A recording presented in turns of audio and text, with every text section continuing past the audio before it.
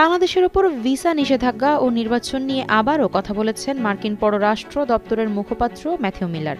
সোমবার নিয়মিত সংবাদ সম্মেলনে এক প্রশ্নের জবাবে যে অবাধ এবং সুষ্ঠু নির্বাচন, অংশগ্রহণমূলক নির্বাচন না হওয়ার কারণে কম্বোডিয়ার ভিসা নিষেধাজ্ঞা ও সহায়তা স্থগিত করল যুক্তরাষ্ট্র। এই প্রশ্ন, শেখ হাসিনা কি পারবেন এরকম দিনের পর দিন ক্ষমতা কুক্ষিগত করে হুনসেন ক্ষমতায় থাকতে? আমেরিকার লেটেস্ট স্যাংশনে যুক্ত হয়েছে কম্বোডিয়া। আসসালামু আলাইকুম সুপ্রিয় দর্শক বন্ধুরা, অবশেষে কঠিন বিপদে পড়ে গেলেন মাননীয় প্রধানমন্ত্রী শেখ হাসিনা।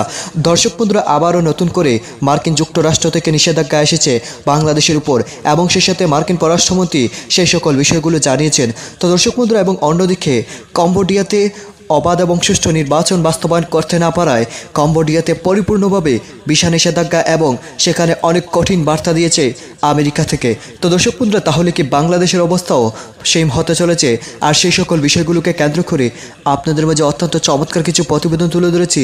সেই প্রতিবেদনগুলো দেখলে অবশ্যই বুঝতে পারবেন কিভাবে শেষ পর্যন্ত বাংলাদেশের পরিস্থিতিও কঠিন হতে চলেছে। তো দর্শক বন্ধুরা, চলুন আমরা সেই সকল সম্পর্কে কিছু প্রতিবেদন দেখে আসি।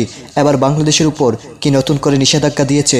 তো দর্শক বন্ধুরা, অবশ্যই ধৈর্য সহকারে পুরো ভিডিওটি দেখবেন, তাহলে এই সকল বিষয়গুলো পরিপূর্ণ বুঝতে পারবেন। মার্কিন পররাষ্ট্র দপ্তরের বাংলাদেশ ইস্যু নিয়ে কথা বলা যেন নিয়মিত ঘটনা হয়ে দাঁড়িয়েছে।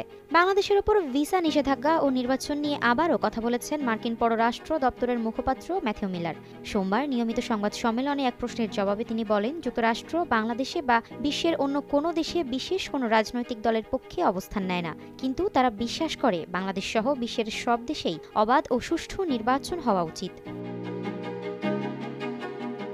কয়েকদিন আগেই হাই প্রোফাইল একটি মার্কিন প্রতিনিধি দল বাংলাদেশ সফর করেছে। সে সময় তারা জানিয়েছিল আলাদা করে কোনো রাজনৈতিক দলের পক্ষে যুক্তরাষ্ট্র অবস্থান নেবে না। সোমবার একই কথার পুনরাবৃত্তি করেছে দেশটি। তারা জানিয়েছে বাংলাদেশে অবাধ ও সুষ্ঠু নির্বাচন হওয়া উচিত। এর আগে একই ব্রিফিংয়ে অন্য এক সাংবাদিক প্রশ্ন করেন, যারা বাংলাদেশে গণতান্ত্রিক প্রক্রিয়া ও মানবাধিকার ক্ষুণ্ণ করছে, যুক্তরাষ্ট্র তাদের বিরুদ্ধে ভিসা নিষেধাজ্ঞা আরোপ করবে কিনা। ম্যাথিউ মিলার জানান, পররাষ্ট্রমন্ত্রী অ্যান্টনি ব্লিংকেন গেল 24 মে ভিসা নীতি জারি করার সময় স্পষ্ট করে বলেছিলেন, বাংলাদেশের গণতান্ত্রিক নির্বাচন প্রক্রিয়াকে ক্ষুণ্ণ করার জন্য দায়ীদের বিরুদ্ধে এই ভিসা নিষেধাজ্ঞাগুলো প্রযোজ্য হবে। এছাড়া রাজনৈতিক দল, ভোটার, সুশীল সমাজ বা মিডিয়াকে তাদের মতামত প্রচার করা থেকে বিরত রাখার জন্য পরিকল্পিত যে কোনো ব্যবস্থার ব্যবহার হলে সেটিও এই নীতির মধ্যে রয়েছে।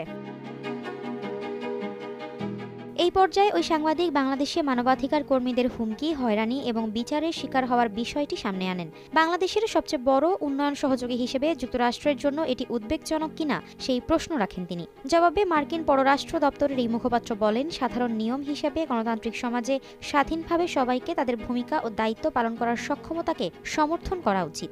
তিনি আরও বলেন, যুক্তরাষ্ট্র মানবাধিকারের ওপর যে কোনো ধরনের বিধিনিষেধের বিরোধিতা করে এবং জানান এই বিষয়ে এর চেয়ে বলার মতো তার কাছে আর নির্দিষ্ট কোনো মন্তব্য নেই।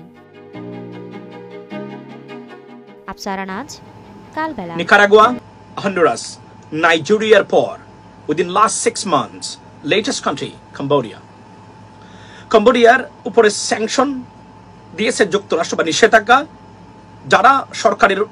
যারা নির্বাচনিক প্রক্রিয়ার সাথে জড়িত ছিলেন, এবং শুধু not only sanction but also cut down the aids they provide to Cambodians every year.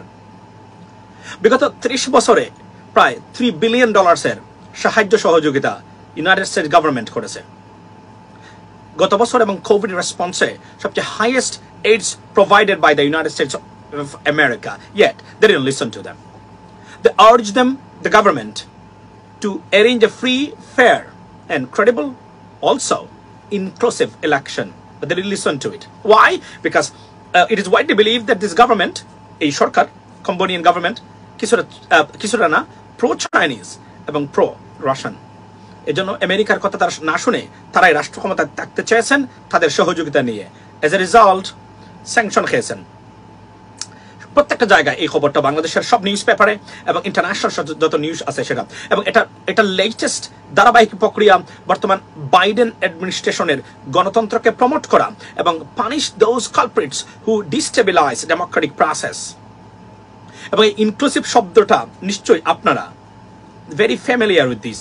Why? Because over the last span of times or course of times, বাংলাদেশে সবচেয়ে বেশি আলোচিত নির্বাচন কেন্দ্রিক যে শব্দটা by the European Union, by the United States of America, by the United Nations all about free, fair and inclusive. মনে রাখবেন প্রত্যেকটা জায়গা তার একটা শব্দ বলে থাকেন, inclusive election. That is it. অর্থাৎ এই কথাটা অগ্রাহ্য করেছিল। জেনে অবশ্যই বুঝতে পেরেছেন অবশেষে মহাবিপদে পড়তে যাচ্ছেন প্রধানমন্ত্রী শেখ হাসিনা, এবং সেই সাথে আমেরিকা যেভাবে চেপে ধরেছে বাংলাদেশের এই নির্বাচনকে ঘিরে, তাতেই বোঝা যাচ্ছে এখন আর সার পাচ্ছেন না আওয়ামী লীগের কর্মীরা। তো দর্শক বন্ধুরা, এবং সেই সাথে আপনারা এই প্রতিবেদনগুলো দেখে এবং সেই সাথে কম্বোডিয়ার এই সকল তথ্যগুলো জেনে আপনাদের কাছে কি মনে হচ্ছে? তাহলে কি বাংলাদেশেও এমন পরিস্থিতি সৃষ্টি হচ্ছে? তো দর্শক বন্ধুরা, এই বিষয়ে আপনাদের মতামত অবশ্যই কমেন্ট বক্সে জানিয়ে দেবেন। তো ভালো থাকুন, সুস্থ থাকুন, আল্লাহ হাফিজ, আসসালামু আলাইকুম ওয়া রাহমাতুল্লাহ।